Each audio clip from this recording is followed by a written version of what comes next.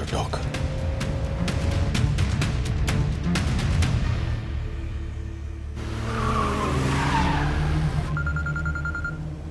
ജോസേ, Andrew David വഴി എൻ്റെ location തപ്പിയെടുത്തല്ലേ? പെറ്റു സാറേ, ആ പെണ്ണിനെ ഞാൻ കൊണ്ട് വീട്ടിലെത്തിച്ചേക്കൊന്ന് വാക്ക് കൊടുത്തതാ. അത് തെറ്റിച്ചാൽ പിന്നെ എനിക്ക് നാട്ടിലിറങ്ങി നടക്കാൻ ഒക്കുകയില്ല. അതുകൊണ്ടാ സാർ. അൺബിലീവബിൾ കോൺഫിഡൻസാ ജോസലിൻ്റെ. അപ്പോൾ നിനക്ക് നിൻ്റെ അമ്മയെ വേണ്ടേ? എൻ്റെ അമ്മയെ ആ കൊച്ചുമൊക്കെ ഇപ്പൊ ആൻഡ്രൂ സാറിന്റെ വീട്ടിൽ സുരക്ഷിതരായിട്ട് എത്തിയിട്ടുണ്ട് സാറേ. സാറിന്റെ പോലീസും പട്ടാളവും ഒക്കെ എണ്ണി പോകുന്ന മാത്രമല്ലേ പിടിയുള്ളൂ. എനിക്ക് ആകാശത്തുണ്ട് സാറേ പിടി. ആൻഡ്രൂ സാറിനെ കൊണ്ടൊരു ഹെലികോപ്റ്റർ വാടകയ്ക്ക് എടുപ്പിച്ച് അവരെ ഞാൻ കട്ടപ്പന ഹൈസ്കൂൾ ഗ്രൗണ്ടിലേക്ക് പറപ്പിക്കും. ഇത് ജോസാ സാറേ, ടർബോ ജോസ്. പക്ഷേ ഇതിലൊരു ചെറിയ പ്രശ്നമുണ്ടല്ലോ ജോസ്. എന്നതാ സാറേ? നീ അവിടെ നിന്ന് പോയപ്പോ ഈ പറയുന്ന ആൻഡ്രൂ സാറെ എന്നെ ഒന്ന് വിളിച്ചായിരുന്നു.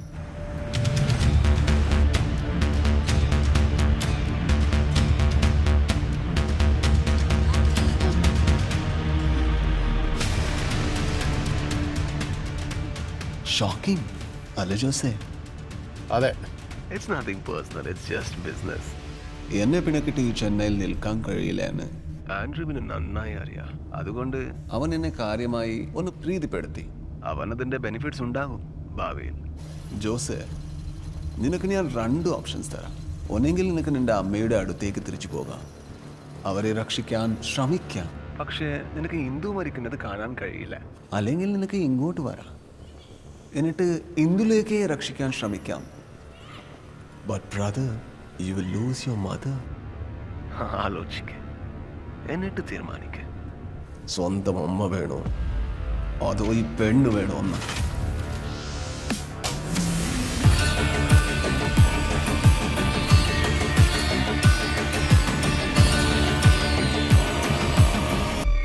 You should have run when you had a chance, sweetheart. Hey, wake up. Wake up. Good morning. I should say this to you. ആ ജോസില്ലേ, അവൻ ഇനി നിന്നെ തേടി വരില്ല. അവൻ അവൻ്റെ തല്ലെ രക്ഷിക്കാൻ പോയി. അവിടെ മുഴുവൻ എൻ്റെ ആൾക്കാരാണ്. You really think you really think we wouldn't have a plan B? ഈ രാത്രി ഉറങ്ങാതിരിക്കുന്ന മറ്റൊരാൾ കൂടിയുണ്ട് ഈ ചെന്നൈ സിറ്റിയിൽ. The chief minister of the state. നിനക്കെതിരെയുള്ള എല്ലാ തെളിവുകളും 1 മണിക്കൂറിന് മുമ്പ് തന്നെ CM-ൻ്റെ അടുത്ത് എത്തിക്കഴിഞ്ഞു. ഹലോ അണ്ണാജി, ഞാനിപ്പോ വാട്സാപ്പിൽ ഒരു മെസ്സേജ് അങ്ങോട്ട് അയക്കും. താനിത് CM-നെ കാണിച്ച പിന്നെ താൻ സ്റ്റാറാ. വെറും സ്റ്റാർ അല്ല, സൂപ്പർ സ്റ്റാർ. ഓക്കെ.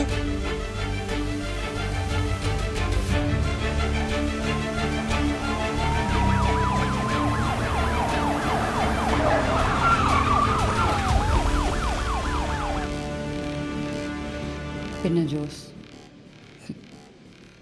അവസാനിപ്പിക്കാൻ കഴിയാത്തതൊന്നും അയാൾ തുടങ്ങി വെക്കാറില്ല സാറേ.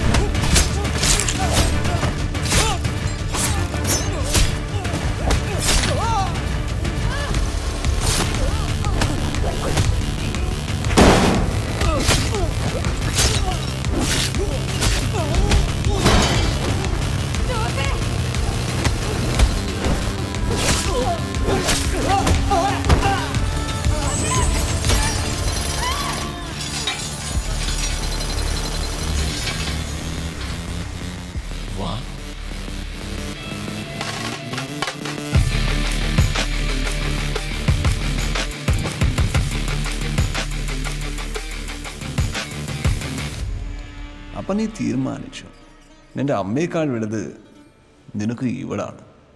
നീ ഇത്ര തറയാണ് ജോസേ. ജോസിനെ അങ്ങനെ കൊച്ചാക്കി കാണല്ലേ സാറേ. മറ്റുള്ള അഴിക്കാരും ജോസും തമ്മിലുള്ള വ്യത്യാസം സാറിന് ഇതുവരെ മനസ്സിലാകുന്നിട്ടാണ്. ജോസ് നാട് മുഴുവൻ തല്ലി നാട്ടുകാരെ മുഴുവൻ ശത്രുക്കളാക്കുന്ന ആളല്ല. ജോസിൻ്റെ തള്ളി കൊണ്ടവരൊക്കെ പിന്നെ ജോസിൻ്റെ ഫ്രണ്ട്സായിട്ടോ. പിന്നെ ആൻഡോ സാറ് സാറിനെ വിളിച്ചതേ ഞാൻ പറഞ്ഞില്ല. സാറിൻ്റെ ഈ തല്ലുകൂട്ടങ്ങളെ കുറച്ച് പേരെ അങ്ങോട്ടായിട്ടാണ്.